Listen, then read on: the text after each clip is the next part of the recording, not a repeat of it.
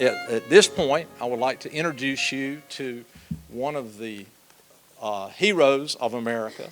Joe Marm is one of our Congressional Medal of Honor winners, and he's here to greet you. Joe.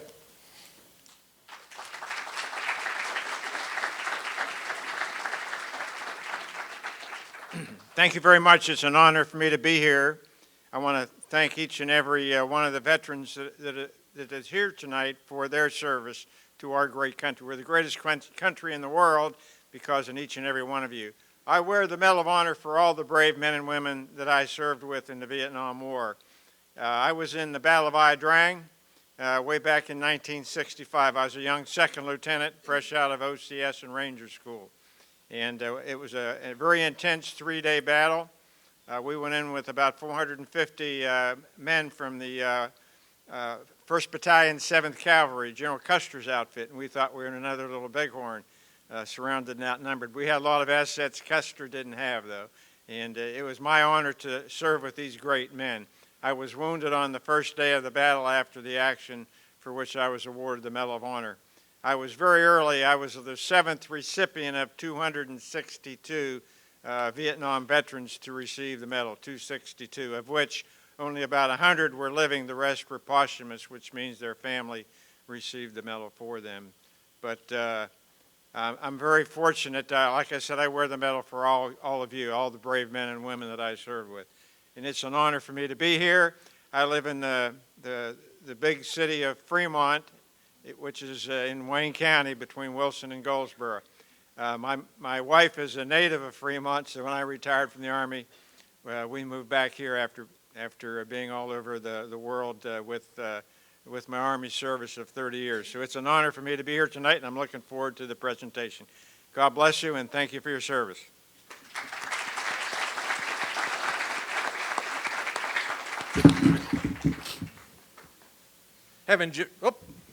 Having Joe here is just an amazing thing to think of how few Medal of Honor winners there are and to have one of them in our midst. Could you turn up the house lights just 1 second? Is that possible? If you served in Vietnam, would you please stand up?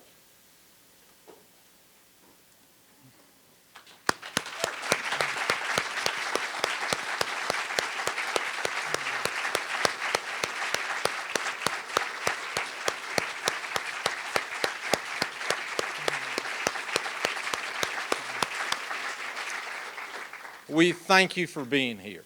We're especially thankful for those people who are here who had loved ones who were served in Vietnam along with those. Just thank you for coming. This has been a project that I've been involved with for about 18 months, and to finally have it come together is rather humbling, and thank you again for being here.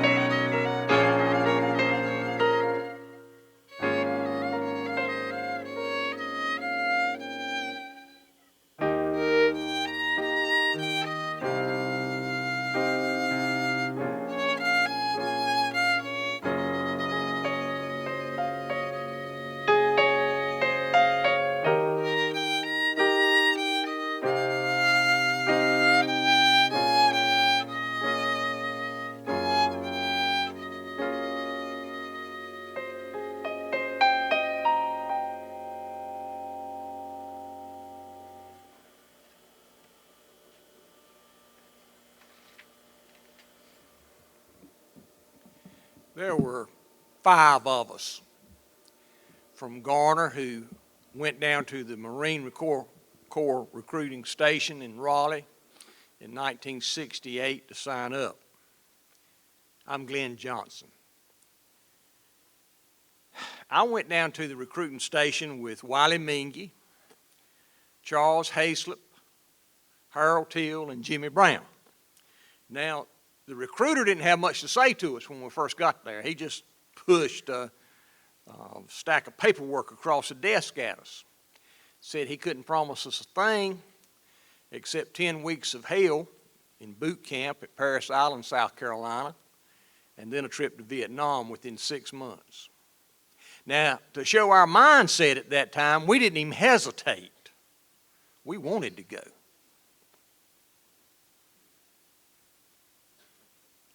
Among the 58,000 Americans killed in Vietnam, 8 were young men from Garner.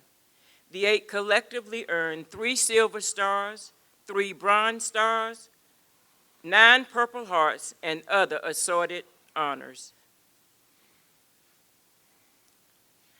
Most of the Vietnam warriors from Garner were born in the mid-1940s to the mid-1950s. They were the baby boomers. They were the sons of World War II veterans. Most were the children of fighting men who had helped to settle Garner and bring it from a little farming community into a growing suburban town. It was filled with ex-GIs, Marines, and sailors. In fact, you could hardly go down a street in Garner without passing by a World War II veteran's house. Their sons were the baby boomers, the ones that would go to Vietnam. Stephen Thomas, who lived over on Lake Wheeler Road, was one of them. His father, Morris, volunteered to join the U.S. Marines during World War II. Morris was 36 years old and already had 4 children. One of them would eventually be the grandmother of Major League Baseball player Lonnie Chisenhall. Not that that matters to our story. Morris would fight on the front lines at Iwo Jima and Okinawa. The Thomas family knew what it meant when Stephen got his draft notice. He was working over at Porter Scales Company in Raleigh and was driving a 1961 white Ford Starliner. He and his good friend Warren Davis worked on cars at night over at Seeley's Gulf Station on Highway 70, right beside the graveyard and across the street from the old Hickory House restaurant. Warren's mom and Steve's sister Mary worked together at the First Citizens Bank in Raleigh and sometimes walked across the street to the Char Grill. Both women were excited about Stephen's engagement to Louise Lee.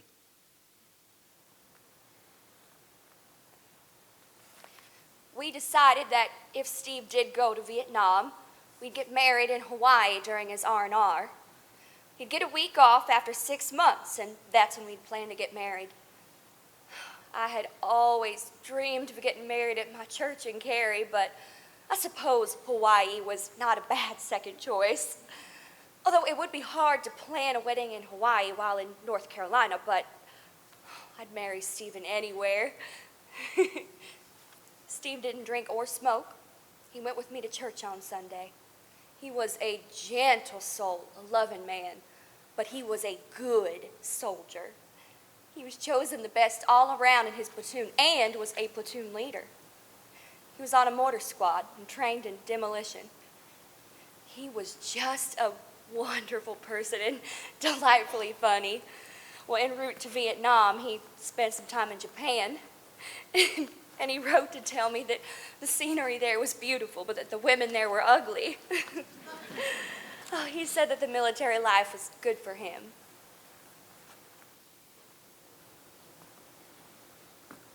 Dear Louise, I guess this life is just what I needed to settle me down.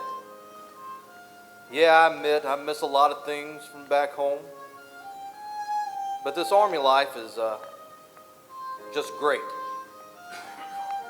So far, I've done pretty good in here. I was appointed squad leader Wednesday. That comes with 2 stripes. That's right, corporal. I'm learning fast the trade of a leader, something I never knew I could do. Leading a group of men all day and night, taking care of their problems and their heartaches. You learn to do a lot of things under pressure. What I'm doing here requires a lot of responsibility, something I never knew when I was home. And here, when something comes up, you have to stand up and face it yourself. I left home a boy, but I'm becoming a man, just like Mom and Dad had hoped.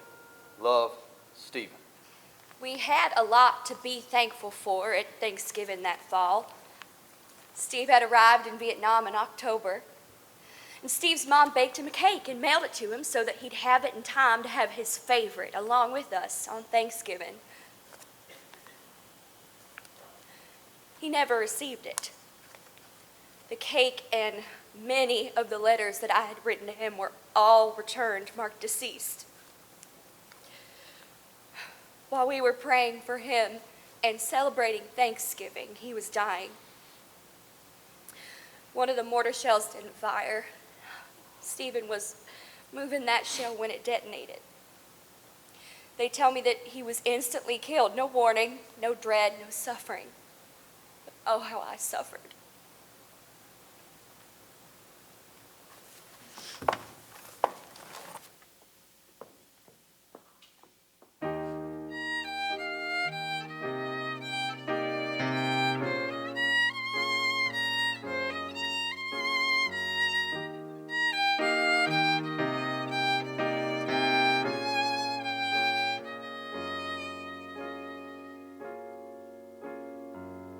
We stood beside your white star liner. It was early one day. You wiped a tear from beside my eye and said, "Don't do me that way, don't do me that way." I gotta go, you know, I am my father's son. You're the girl God made for me, so I've already won. I stood and watched as you drove away. I didn't dare to say goodbye. I only said, "I'll see you later under blue Hawaii skies."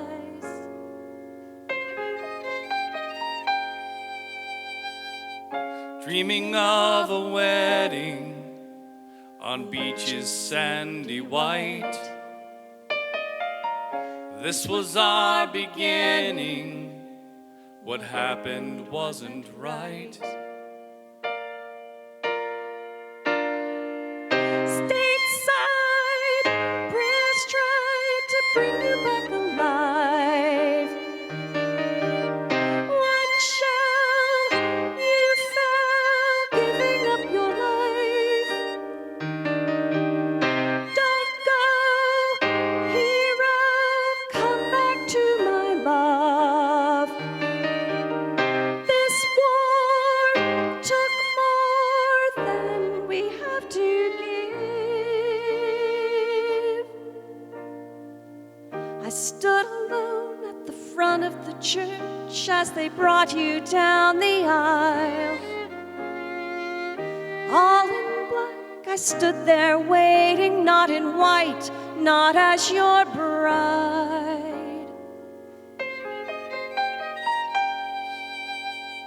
I had to go, you know. My father called me home. 7 more will join me, so you know I'm not alone.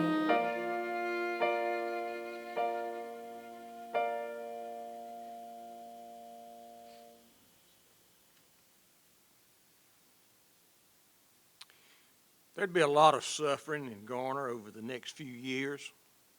Hardship and death awaited in Vietnam. Larry McLaughlin tried to enlist in the Army, but they sent him home and told him to come back when he'd lost 20 pounds. Well, Larry dieted and he ran And when he lost his weight, he quit his job at the North Carolina Department of Transportation, and he enlisted in the Army, knowing that Vietnam was in his future. Larry was a solid, quiet fella. He was mature even as a high school student. He was a dependable fellow who stayed behind to live with his grandmother when the rest of the family moved to Connecticut. Larry's dad drank, and Larry never liked that. Larry grew up near Carolina Pines Baptist Church over on Hickory Street and was a man of faith. And he was a hard worker. He cleaned the parking lot at Bird's Drive-In over on Highway 70 every morning before school. And in the winter, he would start the school buses for the local drivers, so the buses would be warm when they got up in the mornings. In the afternoons, he worked at B&H Auction and Salvage. He bought a 1965 blue Chevrolet Malibu. And right before he left to go to Vietnam, he started making payments on a house in Garner for his mother and his sister Paulette, who he called Princess, just to aggravate her. His younger brother and he were very close. His younger brother was also Jerry, who was also in the Army. And although they had grown up apart, one in Garner and one in Connecticut, they maintained that close friendship. Jerry was slim and Larry was strong. Jerry loved to wrestle and fight, but Larry would never hurt him. He'd just sit on him. Dear Mom and Princess, I'm doing okay. The Army might have sent you some paperwork about me getting a Purple Heart, but don't worry, it's just a scratch. I got a little wound on my hand, but I'm all healed now. Mom, thank you so much for sending me your old engagement ring. Like I said, I found someone very special, and I hope that she will say yes. Is Dad leaving you alone in the new house? I bought that house for you and Paulette, not for him. I told him before I left that I didn't want him down there. He'd been drinking that day, and he told me that he hoped that they would send me back home in a wooden box. I know he probably does the best that he can, that he was raised real rough. But when he is drinking, which is most of the time, he probably does some things that he regrets. I worry about you.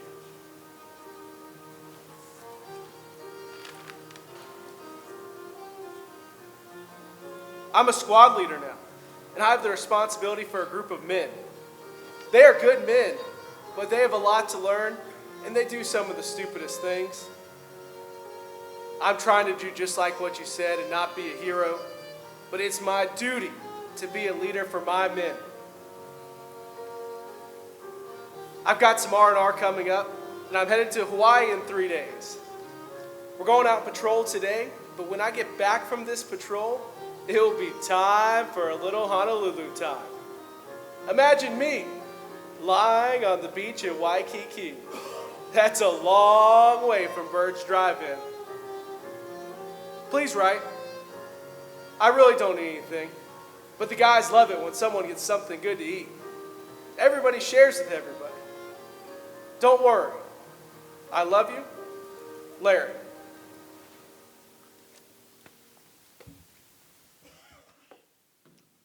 Larry McLaughlin was an unexpected hero.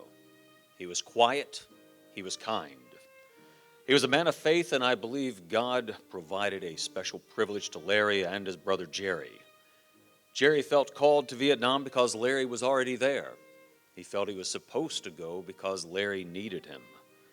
Within minutes of Jerry landing in Vietnam to begin his tour of duty, the Red Cross informed him of Larry's death. Jerry never spent a night in Vietnam. Instead, he accompanied the body back home. And what a blessing that was to the family. On the day of Larry's funeral, the pine trees bowed over with the weight of the heavy sleet and snow as if they were paying their last respects too. And at this service, I bring to you a message from the President of the United States. The President of the United States of America takes pride in presenting the Silver Star posthumously to Larry H. McLaughlin for gallantry. Specialist 4 McLaughlin distinguished himself by heroic actions. When the company came under intense enemy automatic weapons fire, Specialist McLaughlin immediately moved forward, rallied his squad, and crawled to each man, giving moral support and personally directing the retaliatory fire. When his machine gunner was wounded, he personally took over the position, putting out devastating fire on the enemy position while exposing himself to the intense, hostile small arms and automatic weapons fire. He contributed immeasurably to the success of the mission and defeat of the enemy force. Specialist McLaughlin's personal bravery, aggressiveness, and devotion to duty are in keeping with the highest traditions of military service.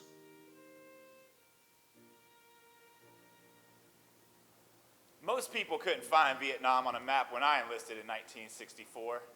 It was an insignificant country on the other side of the world. I'm Donald Lee Wall, and I wanted to go to Vietnam because this is where the war is. My two brothers and I are career military men. We are Americans, we are patriots, and we enjoy the military life. We do anything for our brothers or our country. Me, I love jumping out of airplanes. I'm a sergeant and a jump master for the 101st Screaming Eagles. There isn't much jumping in Vietnam. Yeah, I miss it. But America needs me in Vietnam, and I'd rather be fighting in a foreign land than in my country. I was in Alaska when I requested a transfer here. I could list 3 choices. I wrote number 1, Vietnam, number 2, Vietnam, number 3, Vietnam. I might be the first Screaming Eagle to get all 3 of his choices. I arrived in Vietnam in mid-December. In recent days, we've been fighting in Hue. The North Vietnamese overran it in January, and it took us 5 weeks to reclaim it. The fighting was house to house, and we're still clearing them out of here. But we've got the rats out of their holes, and we're gonna get them.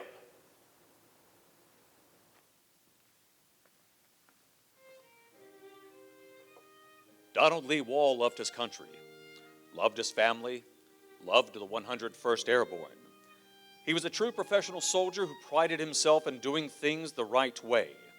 In street-to-street fighting in Hue, often facing overwhelming odds, he distinguished himself. In the time in Vietnam, he was involved in 5 major operations. He did everything right on the day he and his men were ambushed.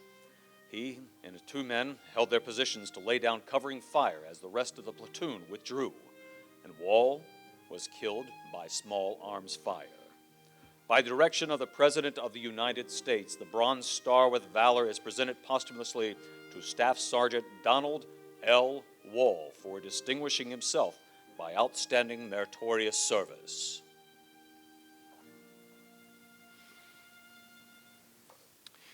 Following the Tet Offensive in 1968, which was, at least on paper, a great American victory, the support for the war plummeted in the United States. The public had been led to believe that the North was almost ready to quit the war, but Tet showed them otherwise. 1968 was one of the most tumultuous years in our country's history. Dr. Martin Luther King Jr. and presidential candidate Bobby Kennedy were murdered. Satellite television was new, and the war from Vietnam was broadcast into our homes every single night. There were protests against the war, protests against racism, and protests for women's rights. There were riots.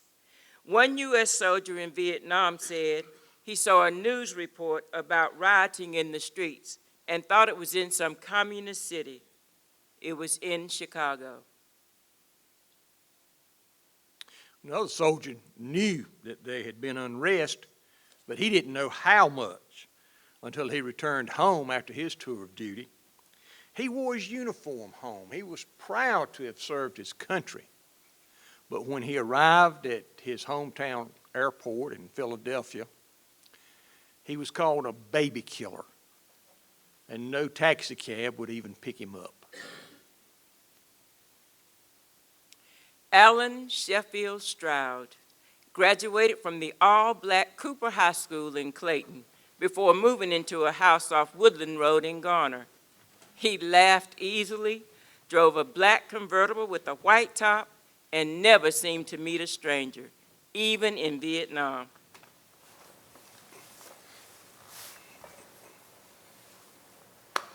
Hey, Nummy, we've decided to go all out for your birthday today.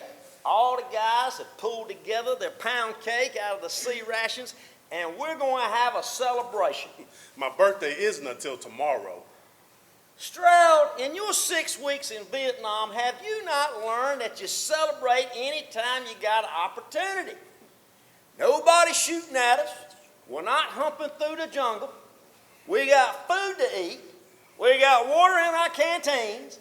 And I even have some lemonade mix. So I say it calls for a celebration. How old are you? 21. And thanks for the cake. I like the cake better than the pecan log. I think the pecan logs may have been left over from World War II. No, it was the Korean War. Look, this is going to be the freshest, 15-year-old food you ever put in your mouth. Now, this dinner we're getting ready to eat may be a little bit older than you. Hey, guy, if you were back home, what would you be eating for your birthday? Peach cobbler. I think most ladies in North Carolina can make great peach cobbler. Something about those peaches from down in the sand hills. Oh, so you got peaches where you live, huh?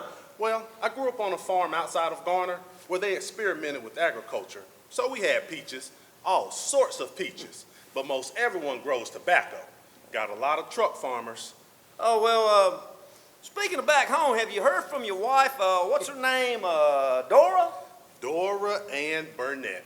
I went to a birthday party over in Garner. I went with one girl, but left with another. My Dora. I knew she was the girl for me. So y'all hit it right off, huh? Yeah, but things got complicated. She already had an 18-month-old son, but I loved her, and I told her that we were going to get married. And her Timothy, he'd be my son. I would adopt him. I sure couldn't fault her. I already had a little boy of my own, Steve. My boys, they're going to have a relationship with their father. See, my mom, she lived in New Jersey, and I never had a relationship with my father. I lived in North Carolina with my grandmother, Stroud. My boys, they're going to be proud of me. I'm going to go to college. College? Oh, you're going to be a college man, huh? Sure am.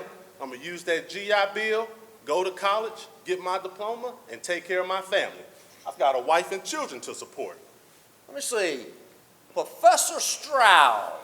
Oh, that has a really nice ring to it. Listen, does your wife write much? Does she ever? Sometimes she writes 2 or 3 letters a day. I sure don't have much to write back. She doesn't need to know I'm over here getting shot at. Well, why don't you tell her about this camping trip we've been on? You know, we get to sleep outside, it rains on us, we're under a poncho, we have to eat out of a can, and we're always looking for water. One of the most amazing things about this place is that it is so difficult to find water in a rainforest. It just doesn't make any sense.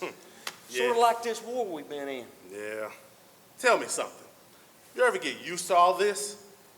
Well, how do you get used to being dropped off in the middle of nowhere, being told that they're going to come back and pick you up in 3 weeks, and then when they come back, they bring you some clean socks, a little bit of food, a whole lot of ammo, and I don't think that I have bathed in weeks. I noticed. Well, let me tell you something, my friend. You'll know peach blossom yourself. Hey, are you scared? Sure am, especially at night. I'm scared of tigers. I thought they only lived in the zoo or circus. Did a tiger really get one of our men? Yeah, but it was only one. I'm a lot more afraid of those human tigers. You know, those guys out there with guns that want to shoot us? Yeah, got a lot of them too.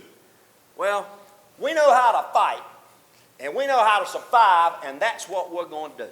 You know, I will never get used to going out every day, going and looking for trouble. My grandma told me not to go looking for trouble because enough trouble will find you. Well, you got a smart grandmama. She's a smart woman. But she ain't the 101st. Sometimes I wish I wasn't. You know what? I'm doing what I have to do. I'm going to pull my time and go home to my family, and I'm going to college. Well, Professor Stroud, some brilliant mind has decided that it's time for us to go out and start looking for trouble again. Now, I want to give you something for your birthday. I'm going to give you 2 pieces of gum out of my sea ration. Happy birthday, my friend. All right, let's load it up. Let's move out. Oh, and Stroud, one more thing. Don't try to be a hero out there. Nobody wants to carry you around in a body bag for 3 weeks until that chopper comes back. All right, let's go, guys.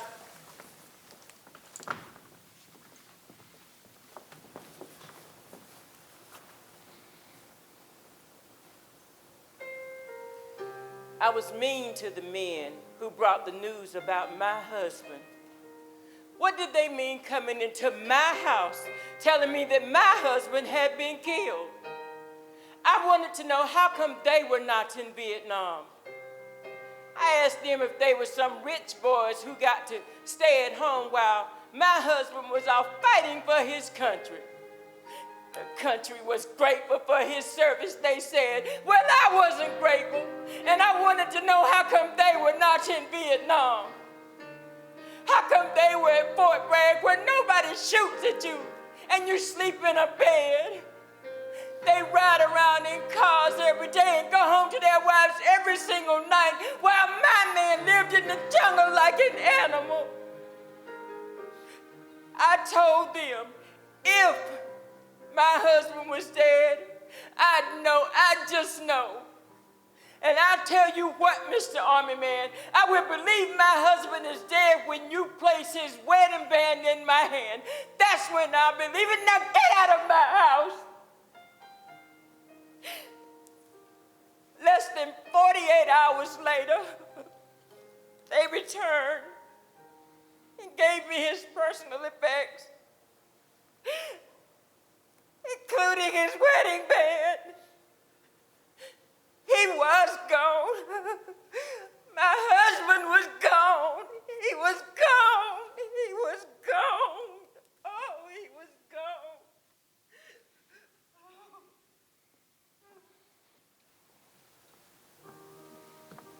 Dear Mrs. Stroud, I was with your husband when he died. As devastating as his loss is, I thought you and his sons would want to know that he died a brave soldier. We were ambushed, and he was rushing forward with ammunition for our machine gun when a mortar round knocked him off his feet. He struggled forward a bit, and he collapsed. Some say that he had seen another wounded soldier and was moving to help him. I just don't know. They call it the fog of war. But I do know he was advancing towards the enemy. I pulled him behind a giant anthill, and he had been shot in the chest. The bullet had passed right through him. There was nothing I could do except comfort him. He was a brave man, a hero. I didn't know him well because he hadn't been here very long, but I knew him well enough. He was a good man. He did everything the right way. He was a hard worker. And boy, he liked to laugh. He didn't do stupid things, and you could count on him. He loved his family. With his last breath, he spoke of the love that he had for his family. I hope you will always cherish that thought. He was my friend.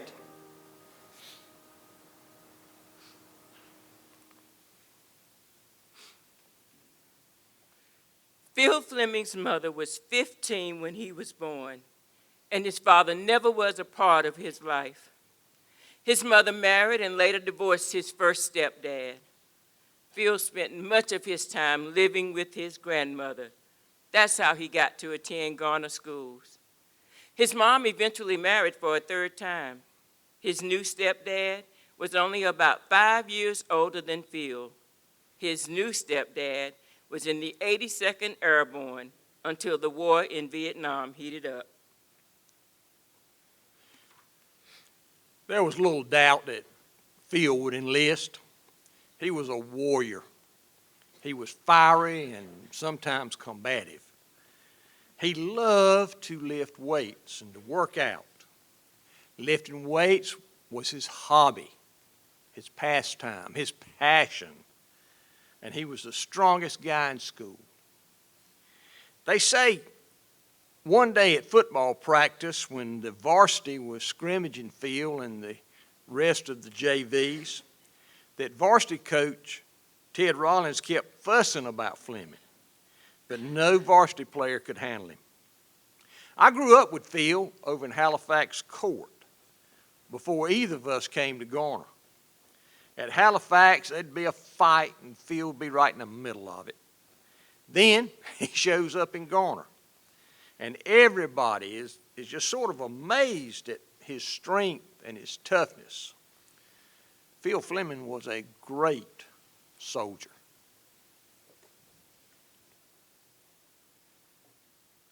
The President of the United States of America takes pride in presenting the Silver Star posthumously to Philip H. Fleming for gallantry in action while engaged in military operations against an armed hostile force in the Republic of Vietnam.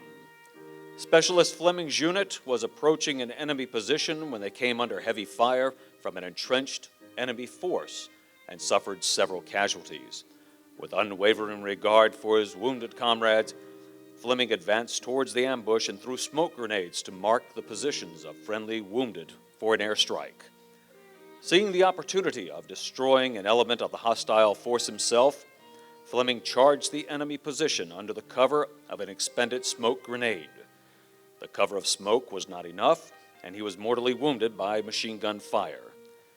His exceptional courage, determination, and exemplary devotion to duty are in keeping with the highest traditions of the military service and reflect great credit upon himself, his unit, and the United States Army.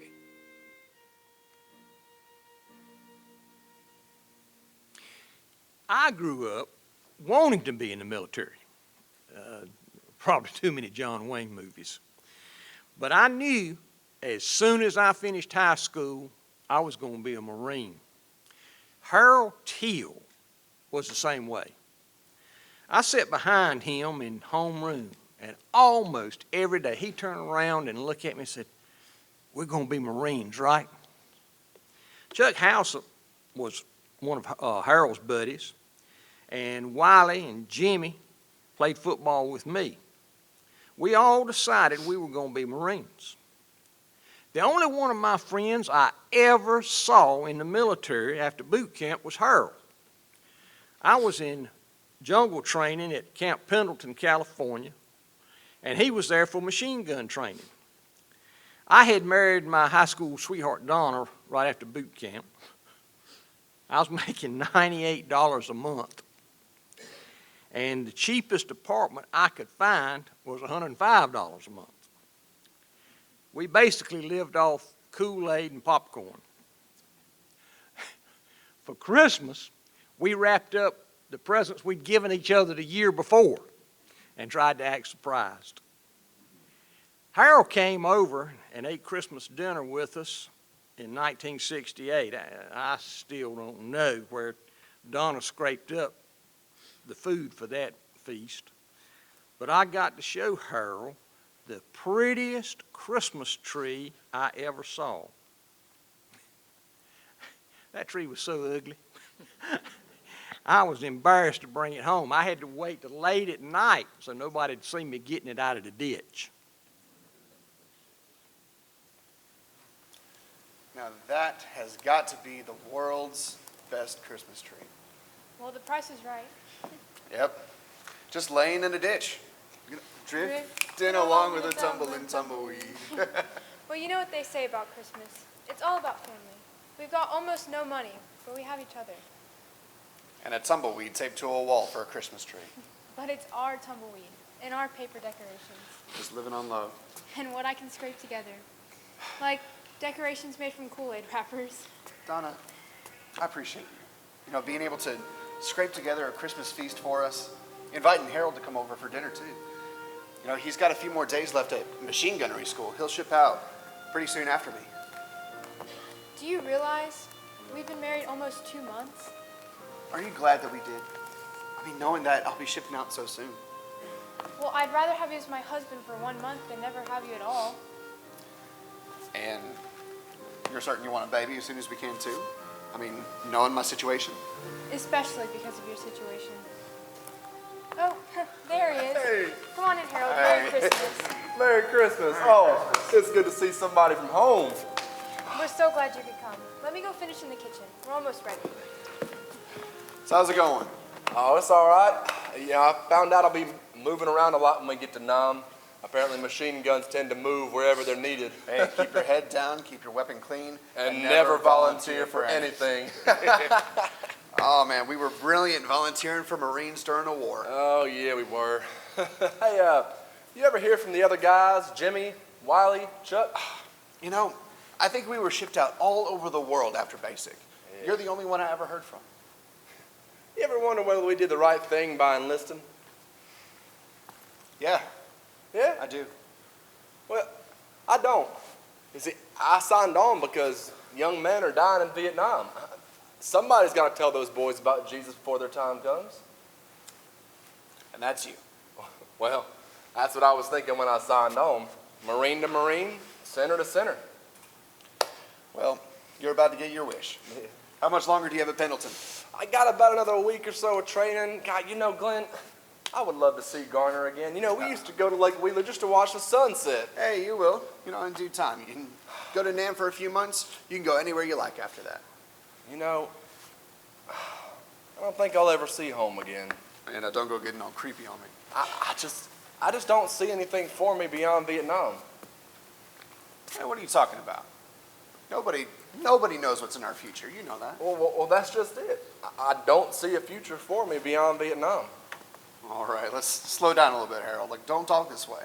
Look, you know you're the man. You play guitar, you sing all these songs. You got a great future ahead of you. You could be famous one day. Only thing is, right now, you got to carry a machine gun. Well, that's true. Listen, Glenn, I'm fine with it. Really, I'm a Christian. I'm headed to heaven. Harold, you're headed to Vietnam right now, not heaven. Look, you're going to be sending Charlie to heaven. Look, don't be saying these negative things. You'll do fine.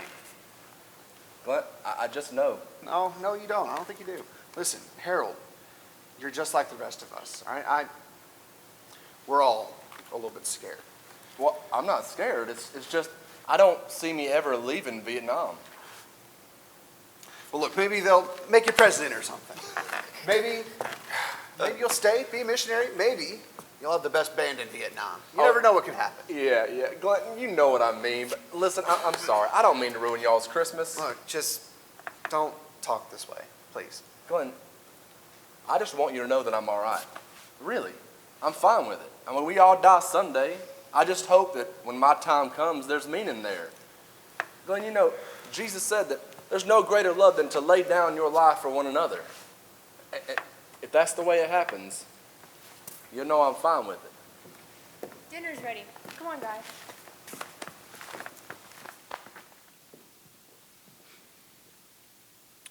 Harold Teal was a strong Christian, and he wasn't shy about sharing his faith. He was the president of the high school Bible club, and he gave the morning devotions at school every day. He was a fun guy, though. He played the guitar in a high school band and was devoted to his sister Yvonne. The girls said he was a cute guy. He was a serious guy, though. He was serious about talking to soldiers about Jesus. He saw Vietnam as a harvest field.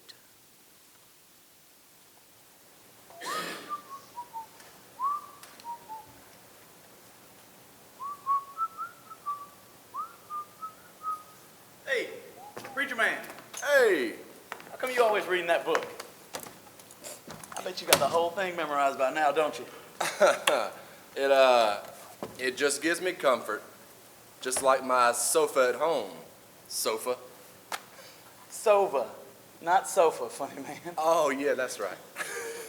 But how about this? How about you trade me some of that choo-choo cherry Kool-Aid for some of that Bugs Bunny grape? Ooh, I ain't got no bugs, but would you settle for a rootin' tootin' raspberry? You know I will. All right. You know what? I got another proposition. Yeah. How about a pecan roll for a pound cake? Oh goodness, every day of the week and twice on Sunday. Where is it? Well, no, I'm not giving it to you now. All right. No, I got another question for you. Oh, all right. Ask away. So, in that Bible, Yeah. it's not going to say anything about our trade, is it? No, I mean, let me see. Hang on. Maybe if I go this way. No, I don't think so. I think, listen.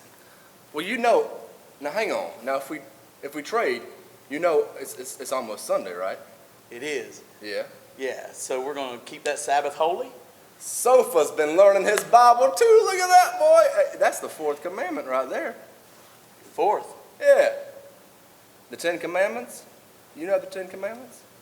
You know the Ten Commandments? Sure. Sofa, there's only 10.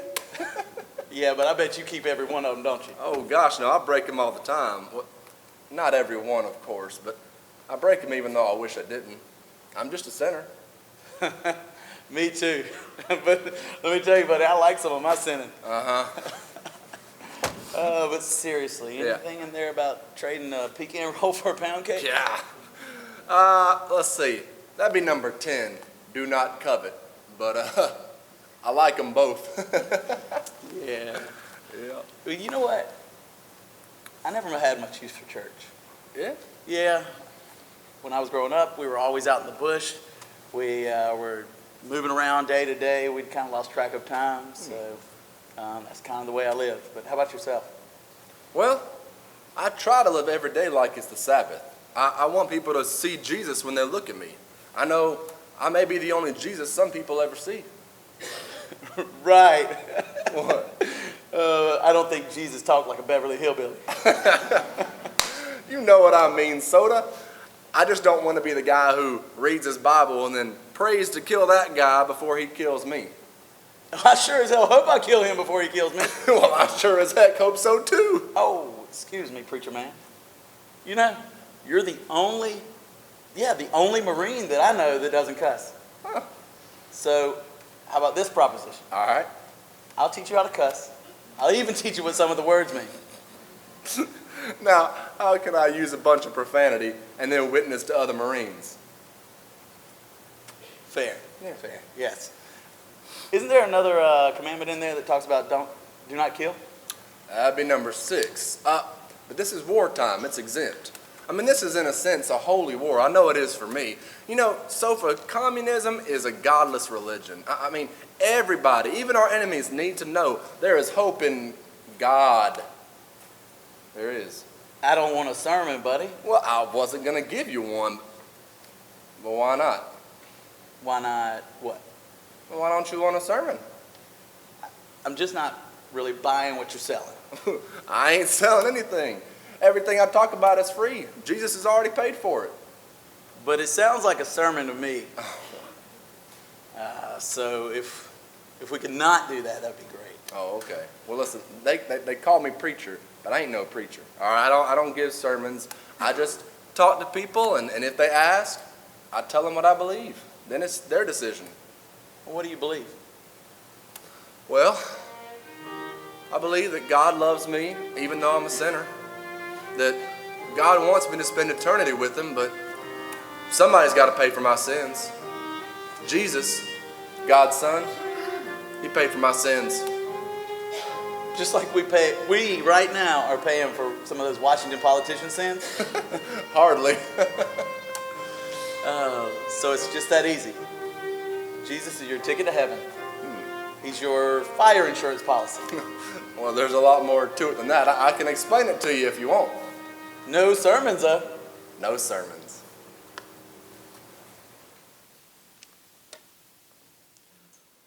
The President of the United States of America takes pride in presenting the Silver Star posthumously to Private First Class Willard H. Teal, Jr., United States Marine Corps, for conspicuous gallantry and intrepidity in action.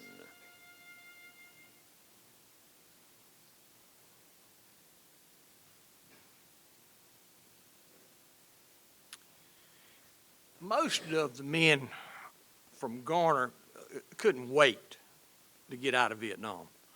The Army had this deal, though. If you would stay an extra month after your 12-month tour of duty, then they would excuse the rest of your military obligation. Warren Davis, who had attended his good friend Stephen Thomas's funeral about 2 years before, was given that option. He was a member of a 155 millimeter howitzer team. Davis had been a jack of all trades before being drafted. He'd quit high school, but had no trouble finding work because he knew electricity and plumbing and everything that it was to know about a car. Some folks love sports or theater or movies. Warren Davis loved Fords.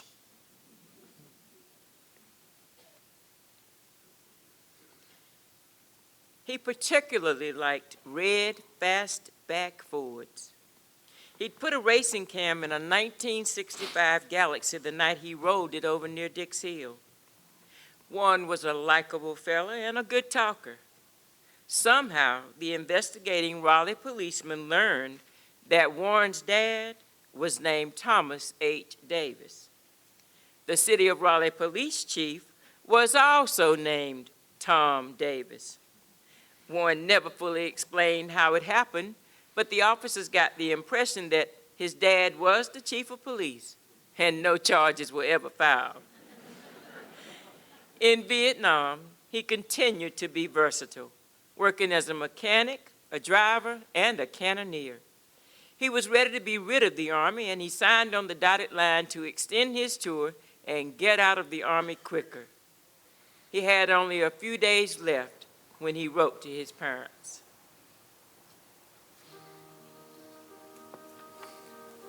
Dear Mother and Daddy, just a few lines to say hello and let you know that I am still doing fine.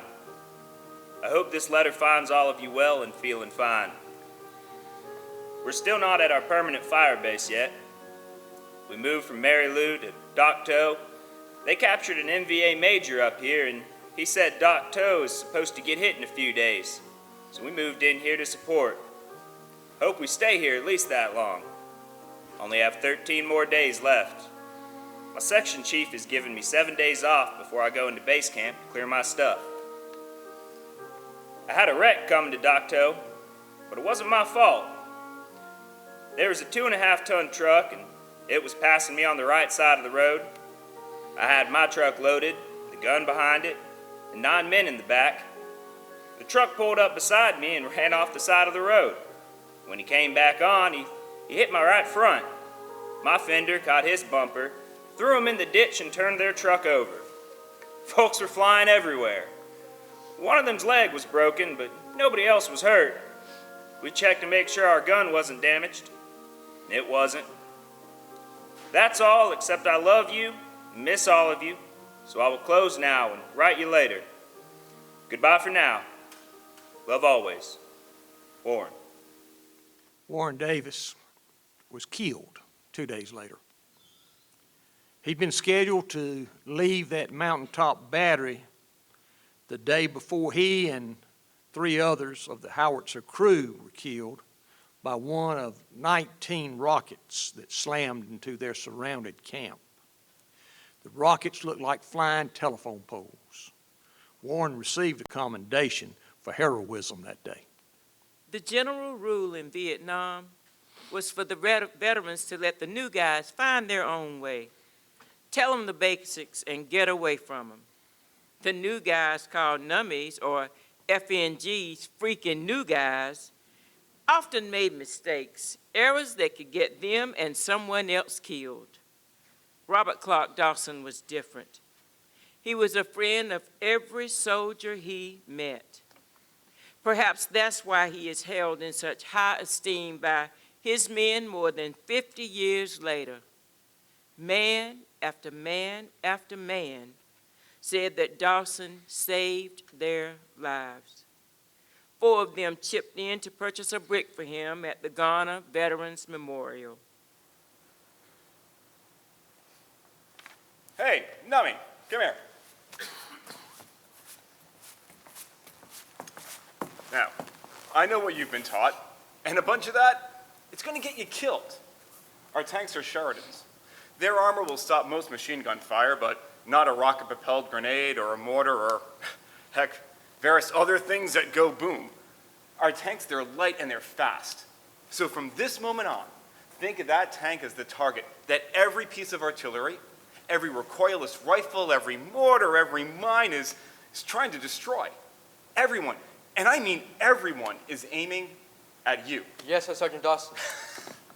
Don't sir me, Farquhar. I'm just a grunt, like you. But you're going to do exactly what I say and when I say it. And if you do that, you might live long enough to start your own short timer stick. Me, I'm a regular. This is my home. Now, my first priority, that's to do my duty. My next goal, well, that's to stay alive long enough and marry Penny, my fiancée. Now, after that, it's to keep you alive. You got that, Farquhar? Yes, Sergeant Dawson. All right. So when we stop, you get away from that armor. It attracts lead like cow turds do flies. And don't use that heat stuff to make coffee. It stinks. What you do is you take a little piece of C4 and light that to heat your meals. Now, this is important. If you take that C4 from a Claymore mine, do me a favor and try not to kill all of us.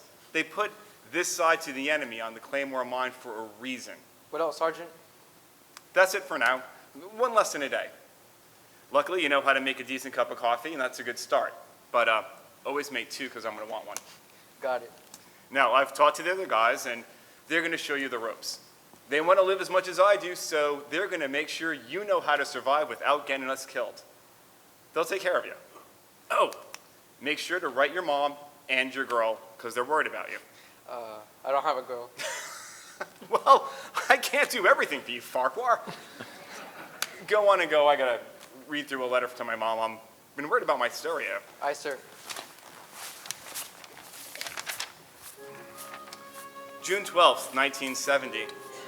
Hi, Mom. I hope this finds all of you doing well and happy today. As for me, I'm doing okay. Mom, I'm sorry it took me so long to answer your last 2 letters. I've been in the field for the last 2 weeks, and we've been busy. Thank you, Mom, for the birthday card. I pray to God this'll be my last birthday away from home. I want to go home just so darn bad. As it stands, I'll be home soon, God willing. Mom, I'm sorry to hear how Dad has been doing. And I hope he's at Butner by now, and I hope they keep him. I don't care if I ever see him again. You know, I'd be better off if I never saw him again. Mom, did Jackie and Warren leave my stereo and my .22 rifle, the one I bought? I've asked you a few times about the stereo, but you've never answered. I bought a TV set yesterday, and I'm going to send it home when I leave here. Penny and I, we could use a few things. Love, Robert.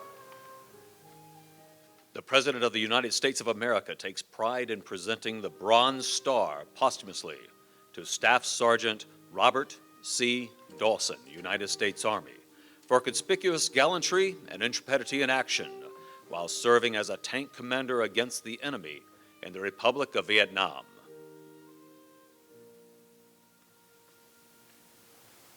Dear Ms. Dawson, your son, Sergeant Robert Dawson, saved our lives. And not just our lives, but the lives of dozens of other young men who were sent far from home to fight in a war that we didn't understand. One of the norms in Vietnam was that the veterans rarely invested themselves with the new guys, the replacements. There are good reasons. The new guys often make mistakes that get people killed. And it was so tough to see friends die. that the veterans were not looking to make any good friends. But Bob was different. He was only 23, but he taught us how to survive. We were 18-year-old kids right out of high school, and we didn't know much about the world. Sergeant Dawson took us under his wings, showed us the ropes and the way to survive in the war, and still do our duty. We credit him with bringing us home alive. The thing about Bob was that he tried to help everyone. We sat up with him on guard duty the day before he was killed. He talked about going home to North Carolina. He said he had the most beautiful fiancée and that she was the sweetest child this side of heaven. Early the next morning, we heard the explosion. Right away, we knew that couldn't be good. It wasn't. Our friend, the friend of every man in the unit, was gone. Bob made his job to check every crossroad and every stream for mines and explosives. He found an explosive device at the next crossroad, but this one was different. It was wired. The VC were watching, waiting for him to call someone else into the road so that they could kill more than one man. Eventually, as he worked to disarm the mine, and it was apparent that there was no one else coming out to a certain death, the VC exploded the mine. He was the only casualty. I know it does not help. It does not help us, but he did not suffer. I want you to know that we have never known a man like Sergeant Dawson. He was a great man, a great friend, a great soldier. He was the best that we ever knew. God bless you. God blessed us by giving us the chance to know your son. We know that he was awarded a Bronze Star for his heroism. To us, he awarded life. For the rest of our lives, we will live for him. He will always be remembered and loved. Respectfully, Robert Farquhar.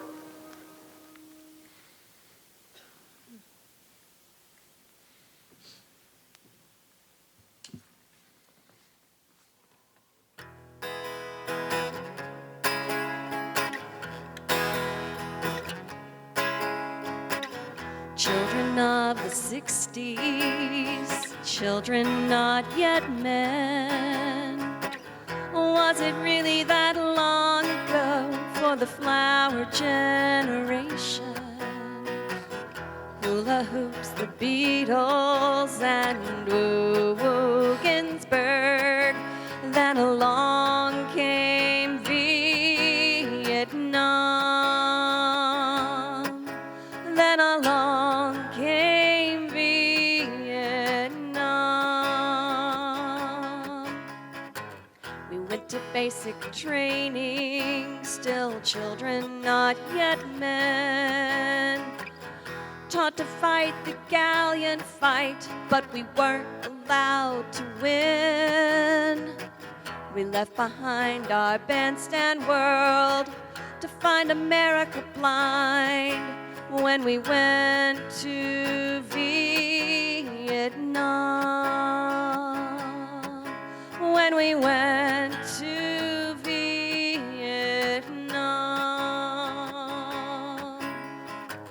Some of us were lucky, some can't say the same. News stories did a job on us, our courage turned to shame. For years we hid ourselves away, we lived with Callie's mistake, and no one spoke of Vietnam. No one spoke of Vietnam. The war is over, but the battle lingers on. We watch, we wait for it to happen again. We kept our silence, and they built us a wall to remember Vietnam. To remember Vietnam.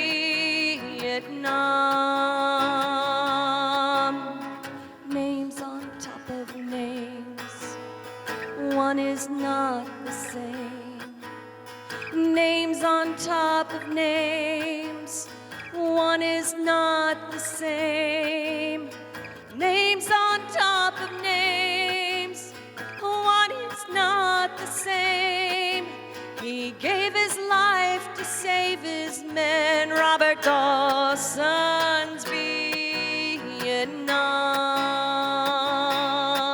Robert Dawson's Vietnam. Robert Dawson's Vietnam.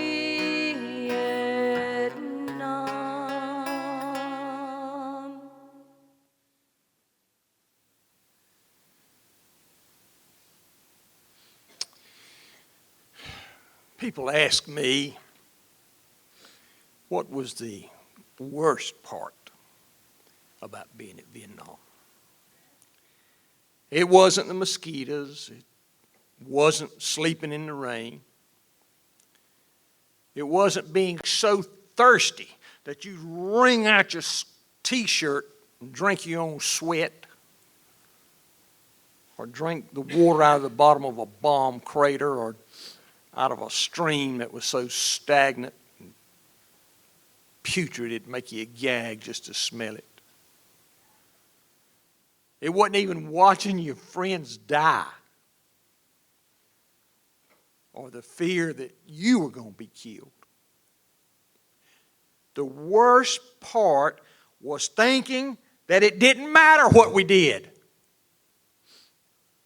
It was the feeling that nobody knew what they were doing. Oh, I'm sure someone somewhere had a plan, but it made no sense to us.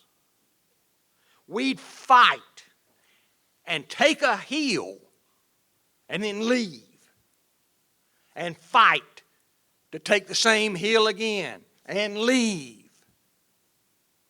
And that would happen over and over and over again. And it'd make you wonder,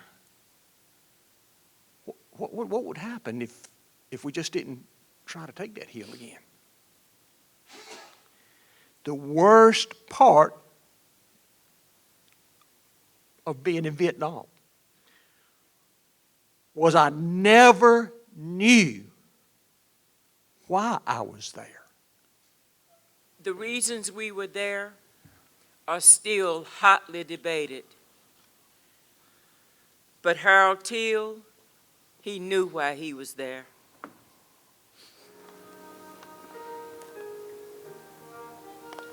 Dear Yvonne, I have searched for years to find one of Harold Teal's relatives. I was so excited to get your phone number, and this is the letter that I promised. As I told you, I was with Harold when he was killed. I know you got some details from the Silver Star citation, but there's much more. If Harold wasn't deserving of the Medal of Honor, then no one ever will be. I'll never know why he didn't receive our nation's highest military honor. Our patrol was sent to engage an NVA force dug into a mountaintop. We had to cross through a clearing on the side of the mountain, and as soon as we were all exposed, they opened up on us with a machine gun. The only reason we were not all killed was that the machine gun could not tilt low enough to shoot us. But we were pinned down, so they began rolling hand grenades down. We would die if we stay. We would die if we stood up. One grenade went off beside Harold, and his leg was wounded. He was bleeding. But he looked back at us, and he said, "When I stand up, you run for cover." Then he stood up. He marched up that hill, his machine gun blazing, his bandolier of bullets getting shorter and shorter. The NVA ducked. We ran while Harold kept limping up the hill. It was like watching a movie. I've never seen anything more heroic. But then, all his bullets were gone. He was 10 feet from the machine gun. He turned, threw his gun down the hill so the NVA wouldn't capture it. He turned to face his enemy. The NVA machine gun fired. And it was over. He didn't want to die that day so far away from home and his loved ones. He talked so often about going home to you and his family, but he was willing to die to save us. He loved us. We were almost strangers, but he loved us that much. Harold saved me, not only on that hill, but for eternity. You see, I was one of those men who was born again because he came to Vietnam and he shared his faith so boldly. What your brother did in Vietnam will live for eternity. You and I shall see him again, Yvonne. Every day I live, I am closer to seeing Harold again. What a joyous time that shall be. Harold epitomized the scripture. Greater love has no man than to lay down his life for another. I hope this letter brings you comfort, not pain. Harold, Larry Soba.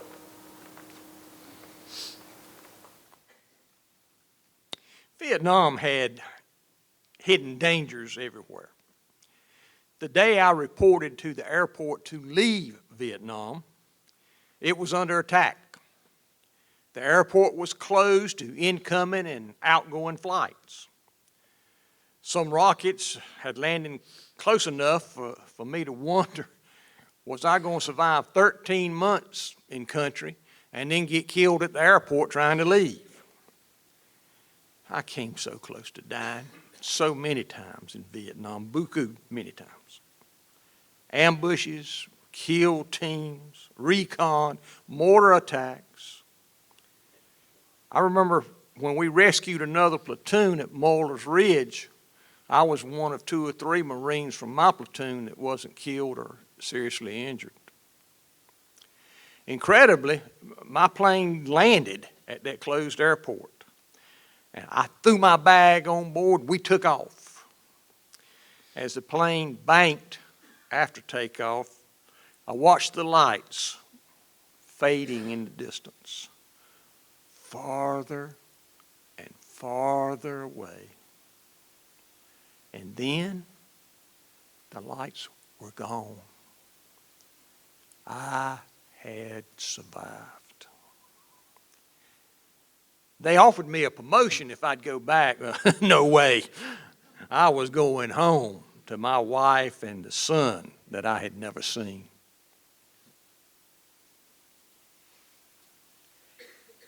When Glenn finally landed in Raleigh, little Robbie, who was 3 months old, and Donna were there.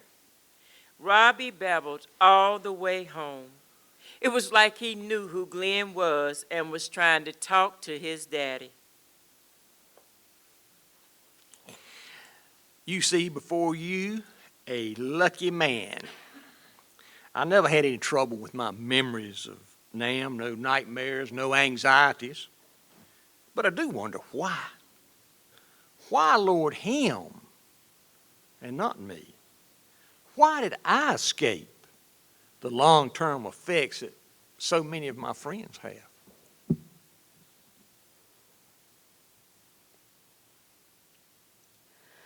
My father saw the horrors of war. He was a forward artillery command officer. He went out with infantry patrols to coordinate artillery strikes.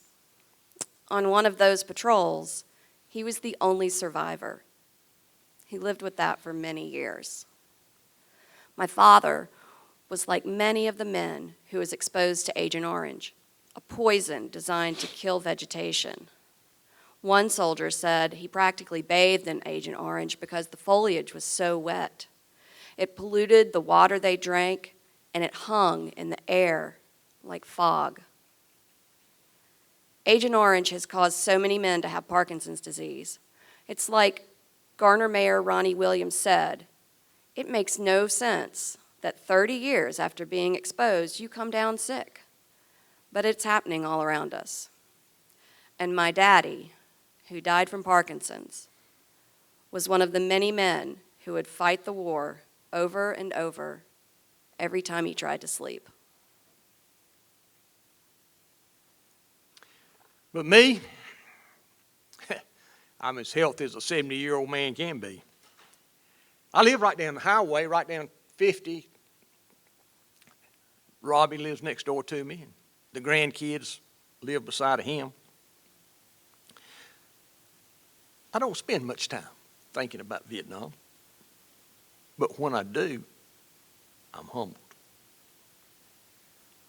I'll never, this side of heaven, know why I lived and a good man like Harold Teal and a great soldier like Phil Fleming died. One day, I'll die too. And that's all right. Because I'll see Harold again, and Phil, and my brother Earl, and Mom, Dad. You know, Don and I have been married 50 years. I remember when I was a NAM, I wrote her and told her I knew that I'd be all right because God would never create a love like we had and then tear us apart. But deep down in my heart, I knew it was possible. It happened all around me, all the time. It happened in Garner. I have a great family that I love and it loves me. Family. Family. And friends and faith. Honor. Integrity. Duty.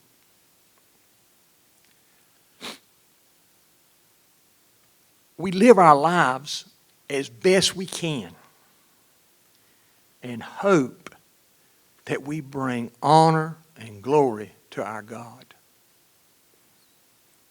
That is the greatest duty.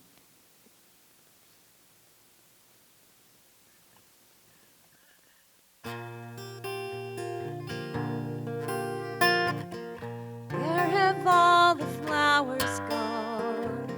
Long time passing. Where have all the flowers gone? A long time ago. Where have all the flowers gone? Girls have picked them, every one. When will they ever learn? When will they ever learn? Where have all the soldiers gone? A long time passing. Where have all the soldiers gone? A long time ago. Where have all the soldiers gone? Gone to graveyards, everyone. When will they ever learn? When will they ever learn? Where have all the graveyards gone? A long time passing. Where have all the graveyards gone? A long time ago. Where have all the graveyards gone? Covered with flowers, everyone. When will we ever learn? When will we ever learn?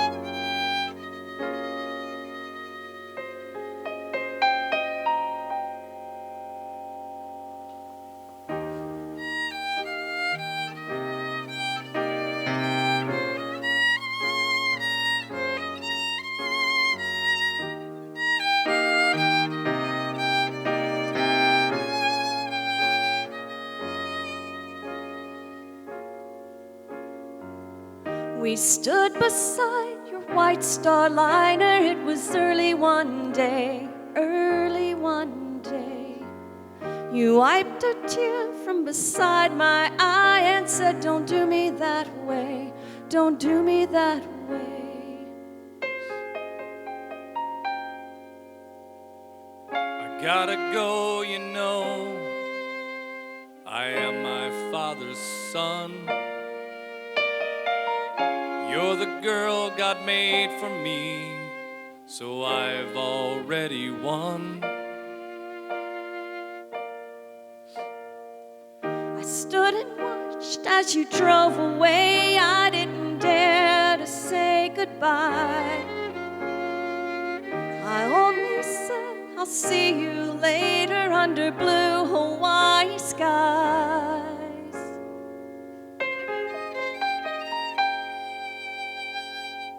Dreaming of a wedding on beaches sandy white. This was our beginning. What happened wasn't right. Stateside, prayers tried to bring you back alive. One shell, you fell, giving up your life. Don't go, hero, come back to my love. This war took more than we have to give. I stood alone at the front of the church as they brought you down the aisle. All in black, I stood there waiting, not in white, not as your bride.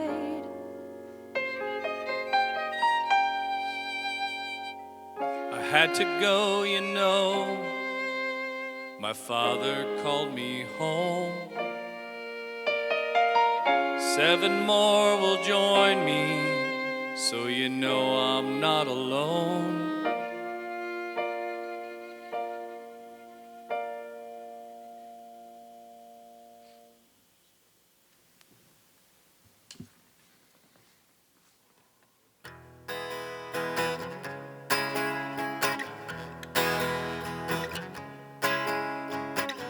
Children of the 60s, children not yet men.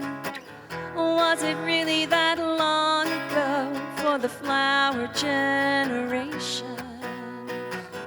Hula hoops, the Beatles, and Woo Ginsburg. Then along came Vietnam. Then along came Vietnam. We went to basic training, still children, not yet men. Taught to fight the gallant fight, but we weren't allowed to win. We left behind our bandstand world to find America blind when we went to Vietnam. When we went to Vietnam.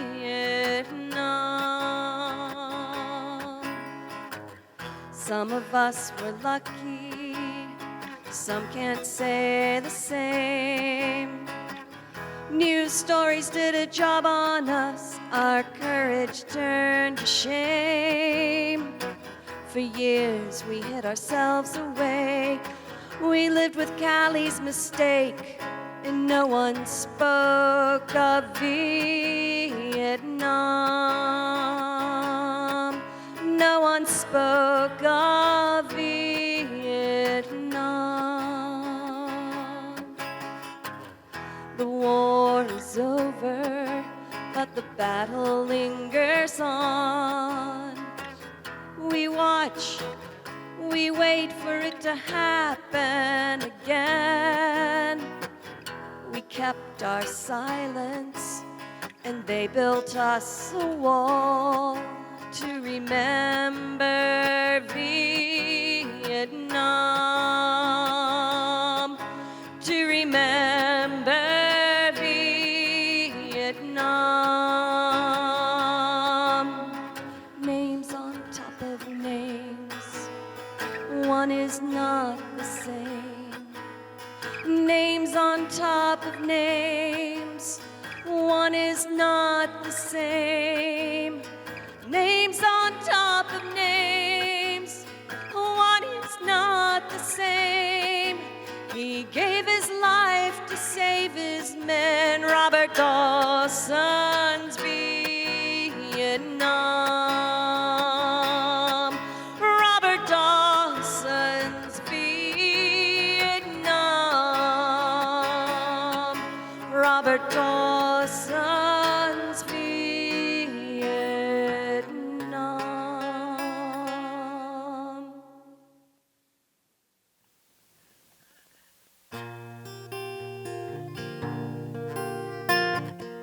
Where have all the flowers gone?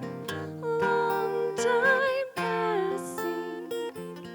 Where have all the flowers gone? A long time ago. Where have all the flowers gone? Girls have picked them, every one. When will they ever learn? When will they ever learn? Where have all the soldiers gone? A long time passing. Where have all the soldiers gone? A long time ago. Where have all the soldiers gone? Gone to graveyards, everyone. When will they ever learn? When will they ever learn? Where have all the graveyards gone? A long time passing. Where have all the graveyards gone? A long time ago. Where have all the graveyards gone? Covered with flowers, everyone. When will we ever learn? When will we ever learn?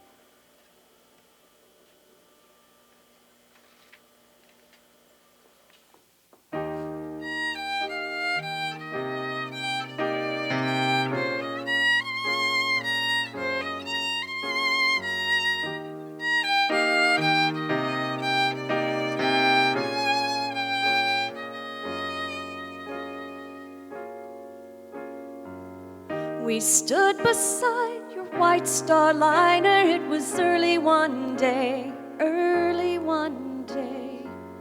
You wiped a tear from beside my eye and said, don't do me that way, don't do me that way. I gotta go, you know. I am my father's son. You're the girl God made for me, so I've already won. I stood and watched as you drove away. I didn't dare to say goodbye. I only said, I'll see you later under blue Hawaii skies.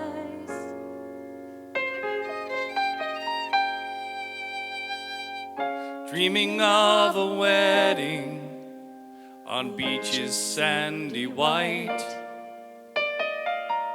This was our beginning.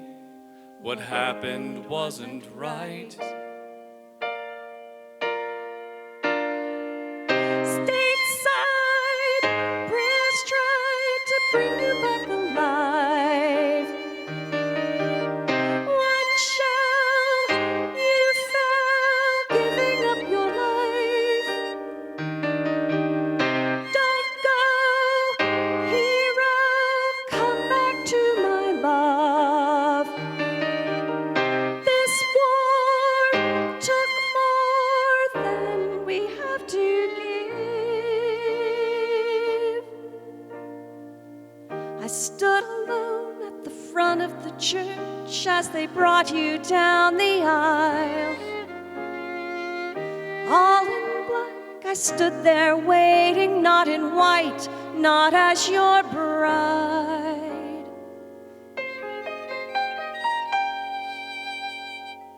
I had to go, you know. My father called me home. 7 more will join me, so you know I'm not alone.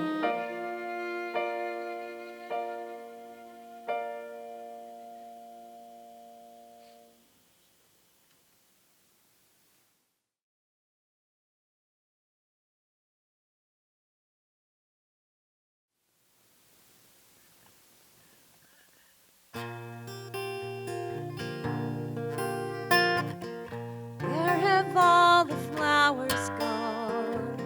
Long time passing. Where have all the flowers gone? A long time ago. Where have all the flowers gone? Girls have picked them, every one. When will they ever learn? When will they ever learn? Where have all the soldiers gone? A long time passing. Where have all the soldiers gone? A long time ago. Where have all the soldiers gone? Gone to graveyards, everyone. When will they ever learn? When will they ever learn? Where have all the graveyards gone? A long time passing. Where have all the graveyards gone? A long time ago. Where have all the graveyards gone? Covered with